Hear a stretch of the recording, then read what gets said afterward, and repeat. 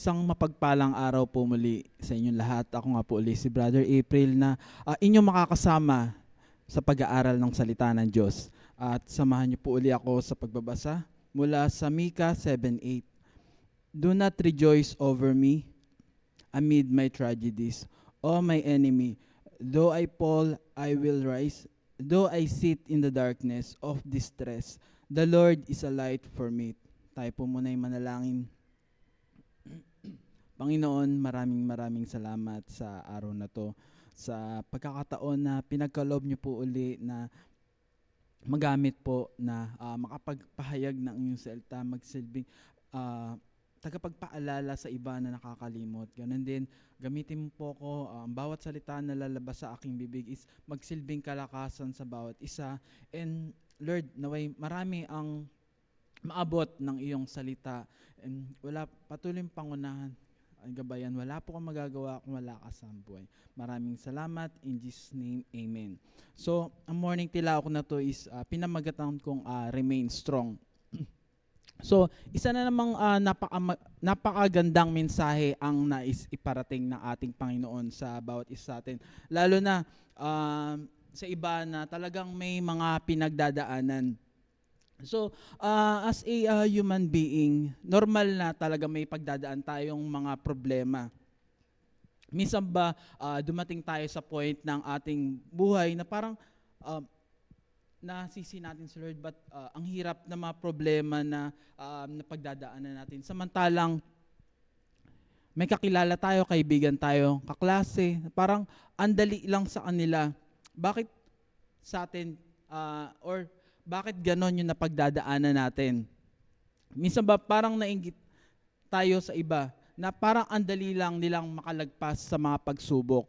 And I want to share possible reason. Number one, maring yung napagdadaanan natin ngayon is posibleng bunga ng kamalian natin in the past or bunga na rin ng kamalian nating parents na minsan tayo yung nag-aani. Pero ganun pa man, kahit na bumagsak tayo, si Lord, hindi naman tayo pababayaan.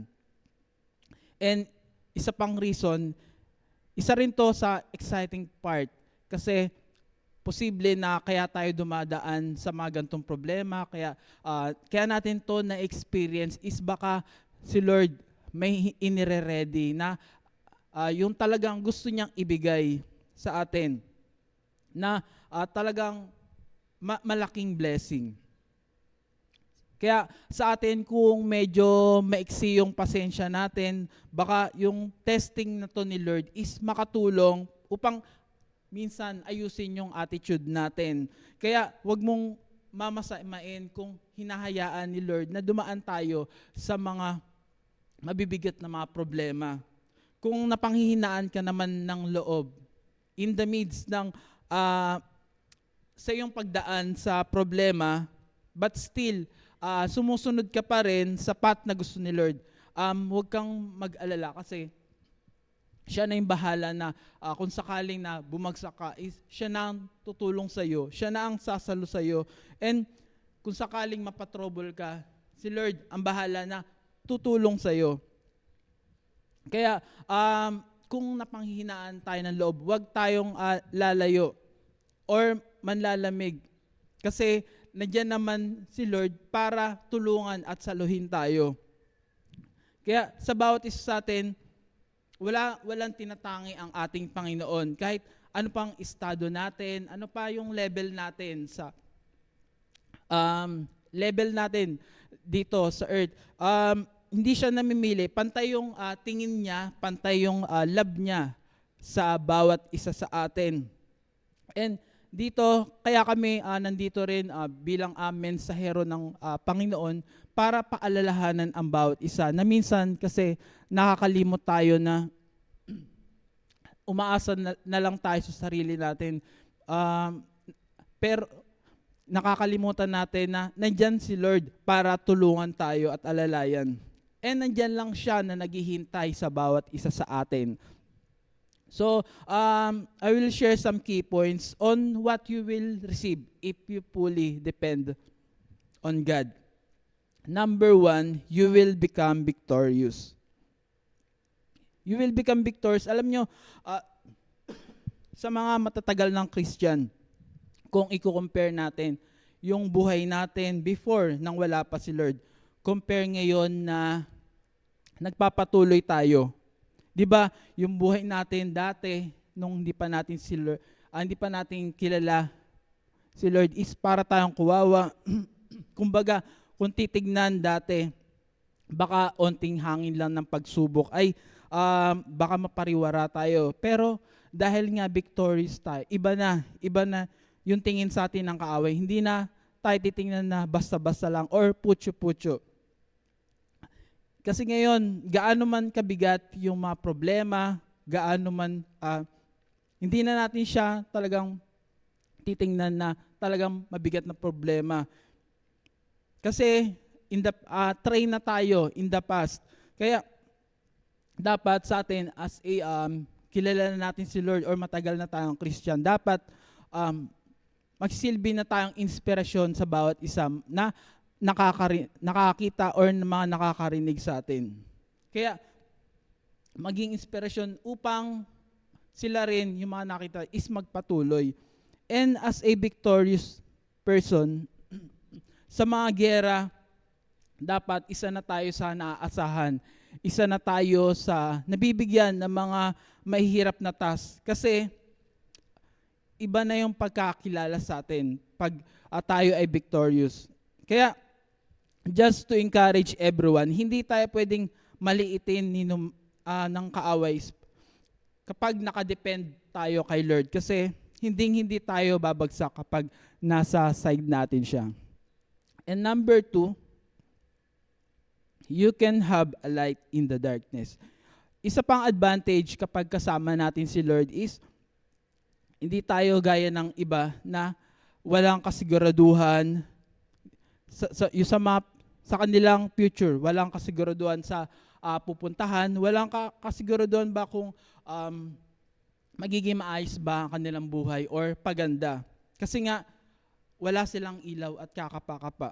Kaya napakapalad natin na nasa side natin si Lord kasi kilala natin siya and sure tayo sa malalakaran natin, hindi tayo basta-basta madadapa, hindi tayo maliligaw, and sure, maayos ang buhay na pupuntahan natin. And isa pa, hindi lang tayo ang pwedeng maligtas. Siyempre, dahil nga may ilaw tayo, maka-attract tayo ng mga tao na gustong malaman ang tamang way, yung ma-attract natin yung mga tao na naliligaw. And sa atin, lalo na sa mga malayo na ang mga nalakbay, wag na natin pang isiping pang lumayo kasi ang hirap na laloy pa tayo, especially na dugot pawis yung pinuhunan natin. Kaya magpatuloy lang tayo sa paglilingkod sa ating Panginoon. And dahil na rin sa pagiging ilaw natin, tayo ay gagamitin ng Panginoon sa mga tao sa pag-lead sa tamang path, sa tamang way, at maging tayo ay makakatulong upang maligtas yung mga tao sa paligid natin. And number 3, He always be with you in every step you take. Alam nyo, ito yung reason kung bakit tayo victorious, kung bakit hindi tayo naliligaw sa ating way. Kasi si Lord laging nasa side natin. Lagi natin siyang kasama and ginagabayan niya tayo sa bawat lakad natin. Si Lord na rin yung nagtuturo upang kung sakali man may mga laban tayo, is siya ang tutulong upang hindi tayo basta-basta matatalo or kung paano ba natin mapaglalabanan yung mga problema. Kaya, wag nating pang isiping lumayo kasi isang tawag lang natin is nandyan si Lord upang tulungan tayo. And higit sa lahat, ang pagdulog natin kay Lord, hindi siya gaya ng pagtawag natin sa ibang tao na minsan hindi pa natin sure kung makakasagot ba sila kagad, and also yung kanilang mga solution, limitado lang Unlike kay Lord na andyan lang siya palagi anytime na kung ano man yung gusto nating sabihin, kung ano man yung minsan mga problema natin, pwede natin siyang kumbaga isang pray lang natin is makakausap na natin siya. Hindi siya basta nang iiwan. Hindi siya gaya ng iba na kakilala natin na onting kagipitan lang is nawawala. And minsan, 'di ba, kung akala natin na nasa dead end na, pero si Lord laging may solution sa ating mga problema. And if you feel that you can't do it, remember that God is on your side. Ating alalahanin na walang lugi kapag kasama natin si Lord sa ating bawat laban. Lahat ng ating resources is kayang ibigay na ating Panginoon. Kaya wala na tayong hahanapin kapag nasa side natin si Lord. Kaya magpatuloy lang tayo and kakayanin natin to basta kapit lang tayo sa ating Panginoon. So, tayo po ay manalangin. Ang ating prayer focus is pray that God gives us the courage to stand strong in the midst of difficulties, knowing that our Lord Jesus is our light and will lead us through every trial. And pray for the lost. Pray that the lost may find their way back to God and His light shines into their hearts, restores their faith, and lifts them from despair to walk in His truth and love. And isama rin natin sa prayer ang lugar ng Cebu. So tayo po ay manalangin. Panginoon, maraming salamat sa araw na to, sa mensahe na pinagkaloob niyo po, sa kalakasan, sa pagpapaalala, Lord Jesus. Alam ko na bawat isa sa amin is may mga kanya-kanyang mga mabibigat na mga problemang mga napagdadaanan, may mga kanya-kanyang mga weaknesses. Pero alam ko na ikaw lang ang makakatulong. Hindi ang sarili nila, hindi ang ibang tao, hindi ang pera, hindi ang trabaho, and hindi kung ano pa man. And ganun din, Lord, sa mga naliligaw, naway ikaw na po ang mag-touch ng kanilang heart. Gumamit ka po ng mga tao and iparealize mo po sa kanila na mahirap malayo kapag wala po sa iyong side. Ganun din, ikaw na ang patuloy na manguna na sa kanilang path na makabalik po sila sa tamang way. And patuloy po kami, Lord, na nanalangin sa lugar ng Cebu na napakarami nilang napagdaanan magmula ng mga kalamidad, magmula sa lindol, magmula sa bagyo, Lord. I-comfort mo po sila. And sa panahong ito na talagang hindi nila maasahan basta tao lang, kundi kailangan nilang asahan kung sino talaga, kundi ang tunay na Diyos. Ganun din, ikaw na po ang bahala na mag-comfort sa kanila, paalalahanan mo sila, i-touch mo po ang heart nila, and naway, ito yung maging way upang mas lumapit po sila sa iyo.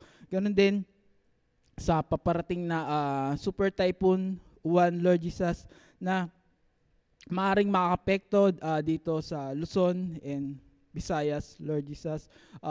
Naway, ikaw na po ang bahala sa bawat isa sa amin, gabayan mo po ang bawat isa na maging safe saan man magpunta, na hindi po makalimot mag-pray, na saan man magpunta, and hindi po makalimot po sa iyo.